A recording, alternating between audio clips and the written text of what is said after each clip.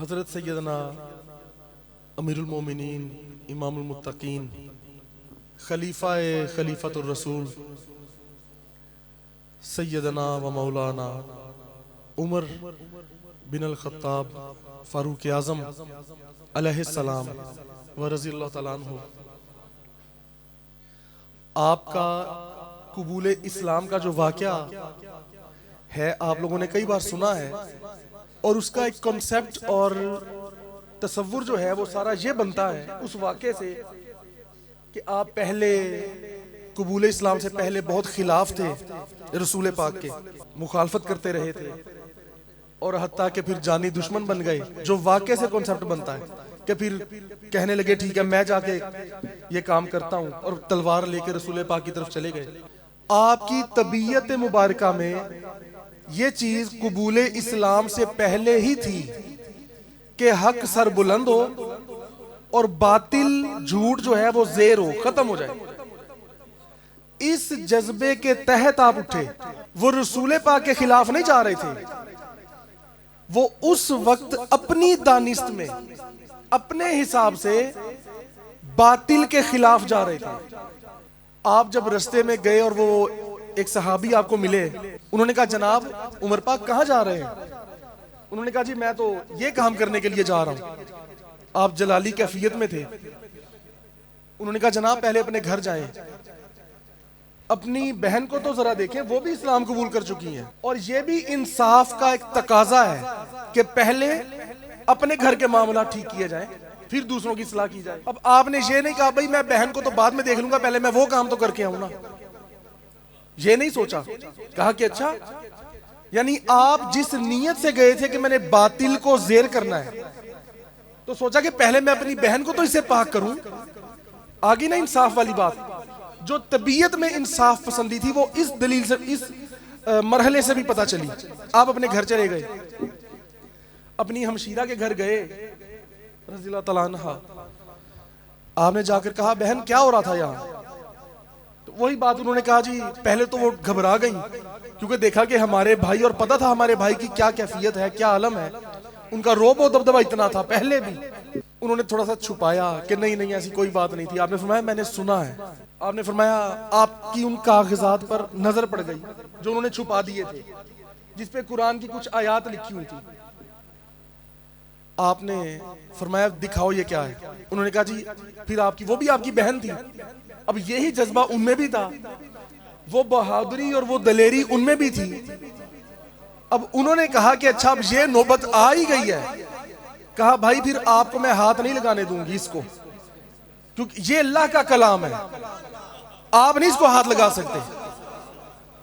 वो दलेरी और बहादुरी और शुजात थी ना। कहा चलो ठीक है, मान गए कि ठीक है मैं हाथ नहीं लगाता, मुझे पढ़ के सुनाओ क्या लिखा है। अब जब उन्होंने पढ़ा तो आपके आंसू टपक पड़े। अब जब वो झड़ी लग गई, लोग ये समझते हैं कि सख्त जान होना, मजबूत इरादे होना और बहादुरी और दलेरी का होना ये अलग बात है, और नरम दिल होना अलग बात है।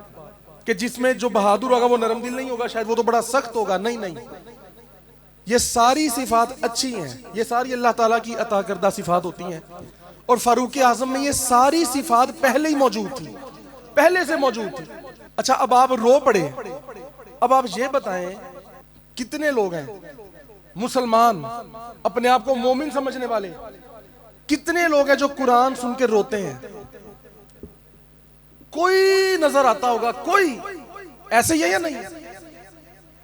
मुसलमानों के घर में पैदा होकर बचपन से इस्लाम सुना, समझा, देखा, कहा, नमाजें भी पढ़ ली, रोजे भी रख लिए, इस्लाम की नशर इशाअत तबलीग भी कर ली, लेकिन ईमानी कैफियत ये नहीं आई अभी तक कि कुरान की आयत पढ़ी जाए और इंसान रो पड़े। अल्लाह फरमाता है कि जो मेरे पसंदीदा बंदे हैं, जो मेरे महबूब के उम्मती हैं, सच्चे जो मोमिनीन हैं, उनकी हालत यह है कि जब उनके सामने कुरान पढ़ा जाए तो उनके दिल लरस जाते हैं और वो रो भी पड़ते हैं। और ये बड़ी आला कैफियत होती है कुरान सुन के रो पड़ना। पहली बात तो हमें तो कुरान समझ ही नहीं आता, तो रोना काहे का है। कुरान एक ऐसी किताब है, आपको समझ ना भी आए, आप उसकी फीलिंग्स ले सकते हैं, आप महसूसात कर सकते हैं। कुछ भी ना समझ आए कि क्या हो रहा है, लेकिन एक असर है कुरान का अपना। सिर्फ आगे से थोड़ा सा नरम दिल होना इंसान का जरूरी है। तो बात मैं ये कर रहा हूं कि जो मोमिनीन समझते हैं, मुसलमान कहलाते हैं, बचपन से इस्लाम इस्लाम करते हैं, उनकी जवानी तक, बुढ़ापे तक ये हालत नहीं होती। बिलमूम कोई होता है लाखों में एक कि जो कुरान सुन के आंसू टपक पड़े। और फारूक आजम की उमर पाक की हालत ये कबूले इस्लाम से पहले की है। समझ रहे बात कि कितना फर्क है सहाबी में और आम मोमिन में। फारूक आजम ने अभी ये नहीं कहा कि हाँ हाँ मैं अल्लाह के इस रसूल मोहम्मद पर ईमान ले आया हूं। अभी वो अपने आप को उम्मती नहीं समझते। अभी आलम यह है दूसरों ने क्या समझना, अभी अपने आप को भी वो मुसलमान नहीं समझते। अभी तो तस्लीम ही नहीं किया कि हाँ मैं अल्लाह के इस रसूल का गुलाम बन चुका हूं। अभी तो खुद को पता ही नहीं। ये कैफियत क्यों थी? जब अल्लाह ने रूहों को, दिलों को तख्लीक फरमाया, बातिन जो राज है छुपा हुआ उसको तख्लीक फरमाया, दिलों की, कुलूब की बातिनी कैफियत को पैदा फरमाया, उसकी हकीकत को पैदा फरमाया। उस वक्त जब जाहिर में अभी कुछ पैदा नहीं फरमाया था, सारी कायनात के दिलों को देखा और मेरे सहाबा के दिलों से पाक दिल कोई नहीं देखा। आका फरमा रहे हैं अज़ल में अल्लाह ने दिलों को देखा तो मेरे सहाबा के दिलों से पाक, पाकीज़ा, मुसफ़ा, मुज़क्का दिल नहीं पाए। सबसे पाक दिल पूरी कायनात में मेरे सहाबा के थे। कुरान सुन के आंसू टपक पड़े और कहने लगे, फारूक आज़म फरमाने लगे कि ये जो कलाम है ये उसने भेजा है। फरमाया मैं नाम तो नहीं कहता कि किसने भेजा है, कि मैं कंफर्म नहीं कहता कि पता नहीं किसने भेजा, लेकिन इतना मैं यकीन के साथ कहता हूं ये कलाम उसने भेजा है जिसने मूसा की तरफ कलाम भेजा था। जिस खुदा का वो कलाम था ना, वो कलाम जिस खुदा का था जिसने मूसा को भेजा था, उसी ने ही ये कलाम भेजा है। उसके अलावा ऐसा कलाम कोई नहीं भेज सकता।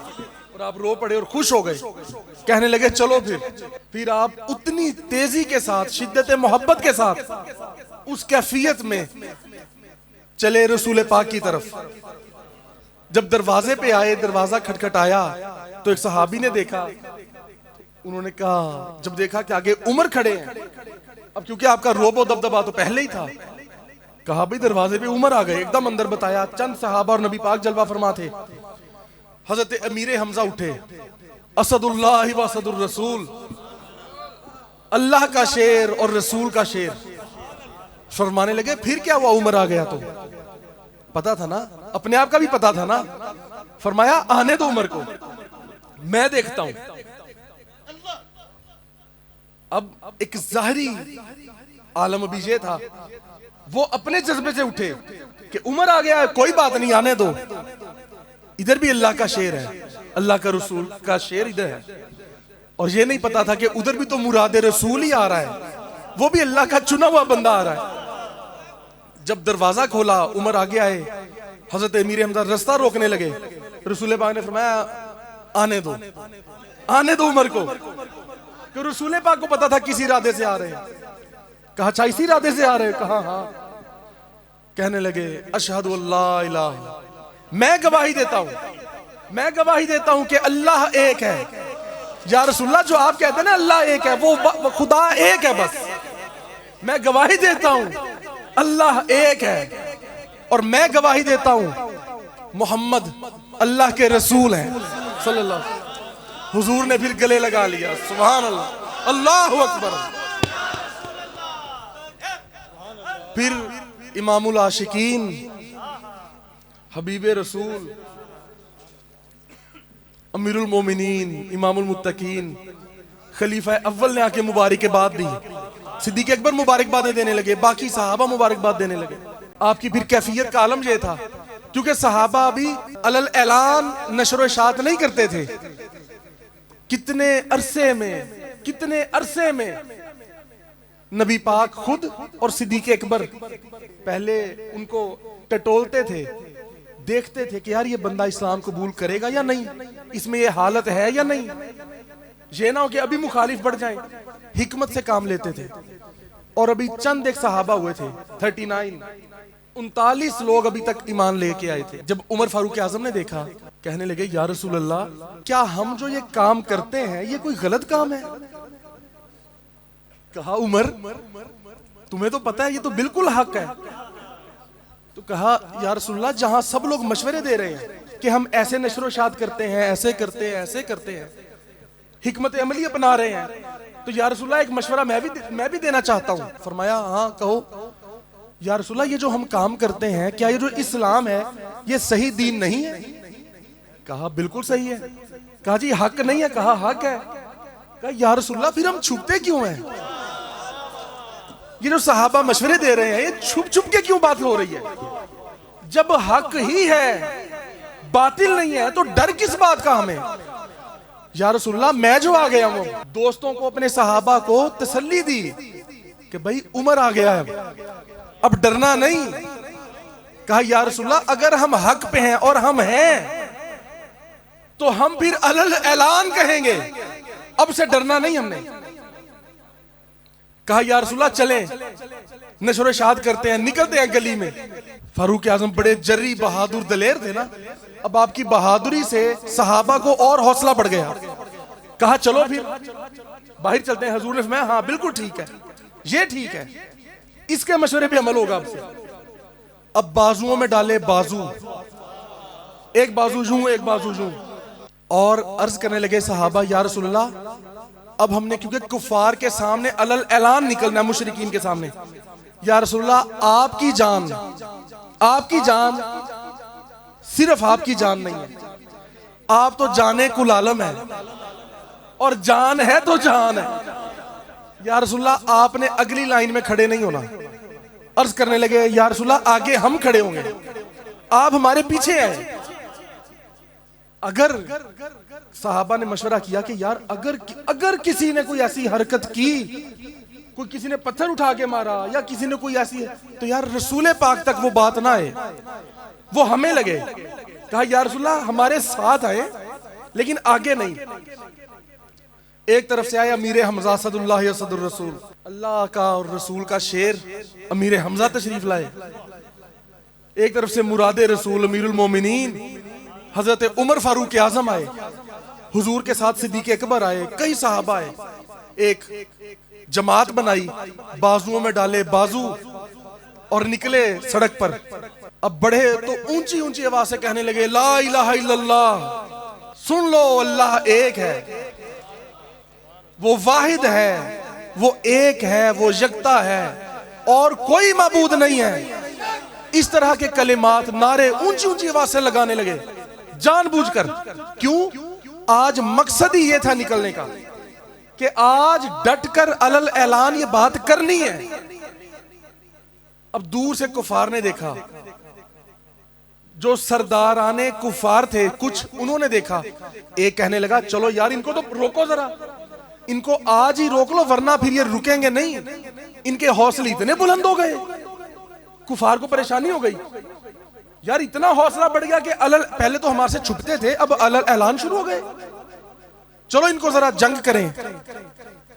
तो दूसरा काफिर पता क्या कहता? कहता ठहरो, वो देखो, एक तरफ हमजा खड़े हैं, एक तरफ उमर खड़े हैं।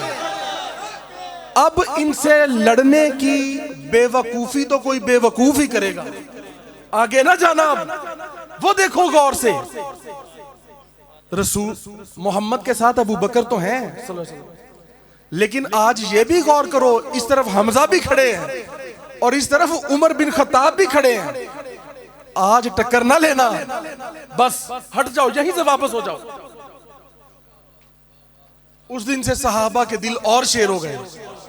फिर अलल ऐलान तरवीज शात नशर शात अलल ऐलान तबलीग होने लग गई, और लोग फिर जोक दर जोक उसमें शामिल होने लग गए। और इसी तरह फिर आपने हर मौके पे यूं फरमाया, फारूक आजम ने फरमाया, मैं देखता हूं कि जब नमाज पढ़ते हुए लोग आके तंग करते हैं, जब मेरे दोस्त, मेरे रसूल पाक के गुलाम, उनके सहाबी जब नमाज पढ़ते हैं तो लोग आके ताने देते हैं, लोग आके तंग करते हैं।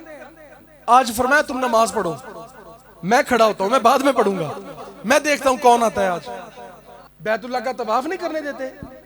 अल्लाह ऐलान फरमाने लगे, ए मक्के के लोगों सुन लो, जो लोग ये चाहते हैं कि उनकी बीवियां बेवा हो जाएं, जो ये चाहते हैं कि हमारा साया हमारे बच्चों के सर से उठ जाए, यानी जो कत्ल होना चाहते हैं, मर जाना चाहते हैं, फरमाया आज उमर यहां खड़ा है, अब जिसने तंग करना है वो आए और तंग करे। रसूले पाक और उनके सहाबा को तंग तो करो आके। आज मैं देखता हूं, बस आपका इतना ऐलान करना ही था, कोई आगे ही नहीं आया।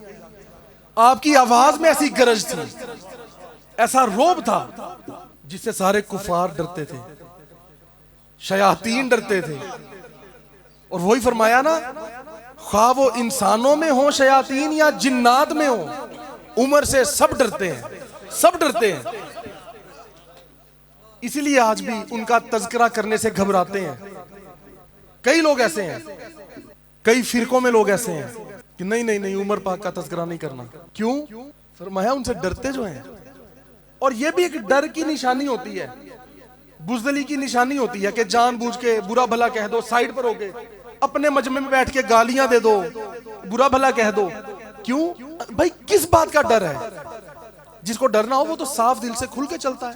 तो बात मैं अर्ज कर रहा था कि फारूक आजम की ईमान कबूल करने से पहले की कैफियत देखें, क्या आलम है, दिल की हालत क्या है। कुरान सुनते ही आंसुओं की झड़ी लग गई।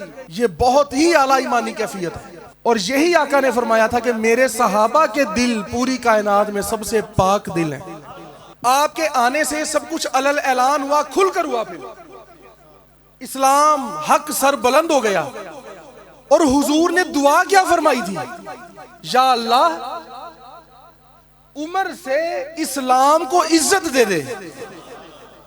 बस ये नहीं कि या अल्लाह उमर इस्लाम कबूल कर ले, ये भी ठीक है, ये भी हक है, लेकिन मौला इस्लाम को इज्जत दे दे उमर बिन खत्ताब के जरिए। वो मैं पहले भी अर्ज करता हूं कि कुछ हस्तियां ऐसी हुई जिन्होंने इस्लाम को इज्जत दी। हमें तो इस्लाम ने इज्जत दी ना, सारी दुनिया को, सारी कायनात को इस्लाम ने इज्जत दी। अल्लाह की कुछ चुनीदा मखसूस चुनी हुई हस्तियां ऐसी हैं जिन्होंने इस्लाम को इज्जत दी है, और उन पर सलाम है। अल्लाज़ीन इस्तफ़ा, जो अल्लाह के चुने हुए बंदे हैं। ये इस्तफ़ा जो है, इसे लफ्ज़ मुस्तफ़ा निकला है ना, और मुस्तफ़ा का मतलब ये है कि इंतहाई चुना हुआ, खासुल खास चुन लिया गया, इसे ही मुस्तफ़ा कहते हैं। तो अल्लाह फरमाता है कि, और अल्लाह ही फरमा रहा है कि सलाम है अल्लाह के चुने हुए बंदों पर। कुरान में अल्लाह फरमाता है। और चुने कौन हुए हैं? रसूल पाक ने खुद फरमा दिया कि मेरे सहाबा को मेरे लिए चुना है। तो उनके आने से फिर हक सर बुलंद हो गया, खुल के लोग जीने लगे। एवें दुनिया दीवानी उमर दी, एवें दुनिया दीवानी उमर दी। आजाद काबा, आजाद काबा निशानी उमर दी, एवें दुनिया। आपने फरमाया आज मैं देखता हूं कौन रोकता है तवाफ करने से। आज उमर खड़ा यहां, जो चाहता है कि खवातीन बेवा हो जाएं, आ जाएं वो फिर। आजाद काबा निशानी उमर दी, एवें दुनिया दीवानी उमर दी। उमर दस्तूर ईमानी, उमर मंशूर ईमानी। हाय वाह वाह वाह। मंशूर पता क्या होता है? मंशूर,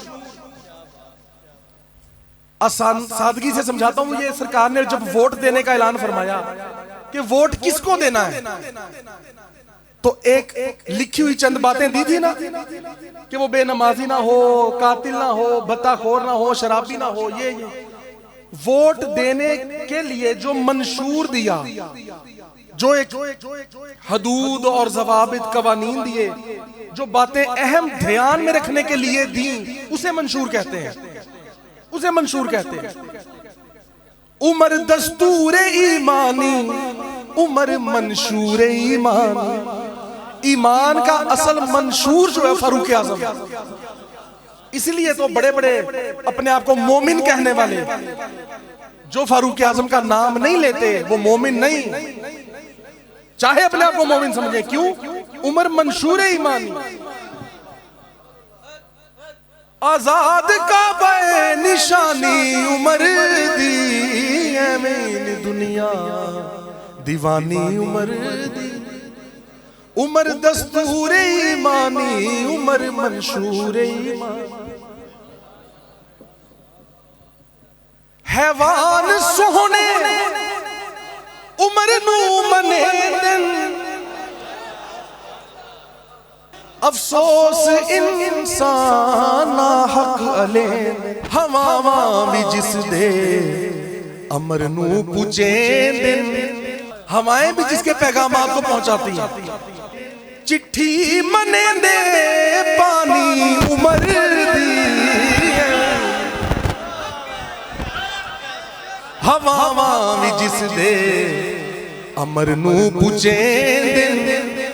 चिट्ठी मने दे, ओ चिट्ठी मने दे पानी उमर दी, नी दुनिया दीवानी उमर दी।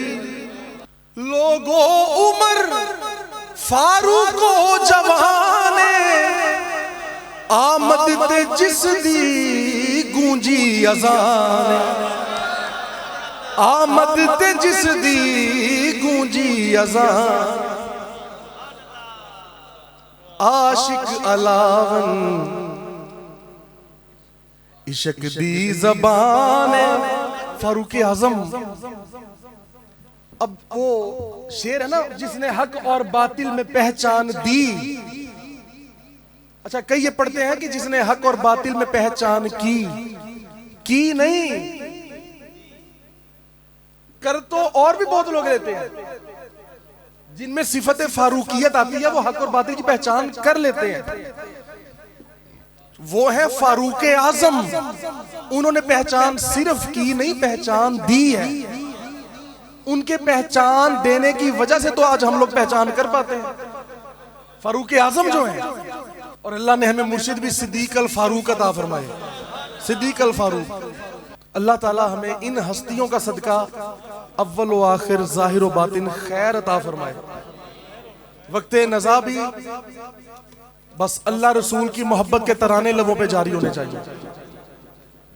अच्छा, शैतान को इस दुआ से भी बड़ी चिढ़ है। फरमाया जब बंदा ये दुआ करता ना, मौला हमारा आखिर भी अच्छा करना, तो शैतान कहता है, चीख चीख के कहता हूं, भाई ये दुआ ना कर, बाकी दुआएं कर ले जो मर्जी दुनिया की, ये दुआ ना करके मेरा आखिर भी अच्छा हो। इससे वो घबरा जाता है कि ओहो, अगर ये अच्छा हो गया फिर तो सब कुछ अच्छा हो जाएगा बाद में। इसलिए हमारे जो शजरा तरीकत है उसके आखिर में भी यही आता है, या इलाही सब दुआएं लुत्फ से मंजूर हो और जब चले दुनिया से तेरी याद में मशगूल हो। आमीन।